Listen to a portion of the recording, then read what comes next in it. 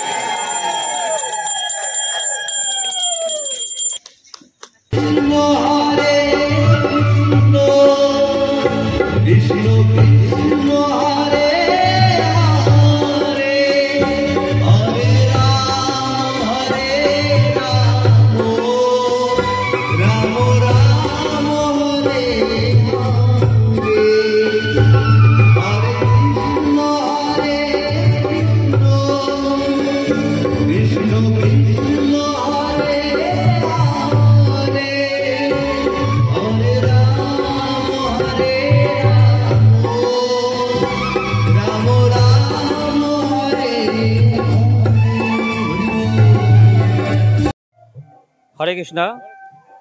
বৰপেটাৰ সাৰ্বজনীন ৰাস মন্দিৰ পৰিচালনা সমিতিৰ উদ্যোগত ৰাইজৰ কল্যাণাৰ্থে প্ৰত্যেক বছৰে অনুষ্ঠিত কৰি অহা ভাগৱত সপ্তাহ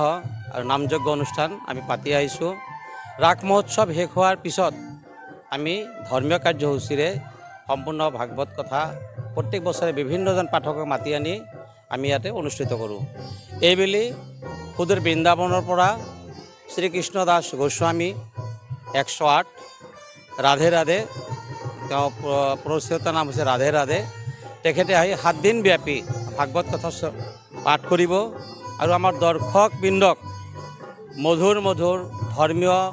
ভাগৱতৰ যি শ্লোক ভাগৱতৰ যি মূল কথা সেইখিনি সকলোৰে মাজত প্ৰকাশ আৰু প্ৰচাৰ কৰিব যে আত্মা আৰু পৰমাত্মাৰ মিলনৰ কাৰণে আমি মানৱ জন্ম গ্ৰহণ কৰাৰ পিছত আমি যিসকল কাৰ্য কৰোঁ এই সকল কাৰ্য মষিমূৰ কৰাৰ বাবে আমি স্বৰ্গগামী হোৱাৰ ক্ষেত্ৰত আমি আগবাঢ়ি যাব পাৰোঁ এই ক্ষেত্ৰত তেখেতে আমাক উপদেশ দিব লগতে সমূহ ৰাইজৰ সহায় সহযোগিতা এই অনুষ্ঠানত আশা কৰিছোঁ আমি এইকেইদিন ধৰ্মীয় কাৰ্যসূচীৰে আপোনালোকৰ মাধ্যমেৰে সমূহ বৰপেটা ৰোডবাসী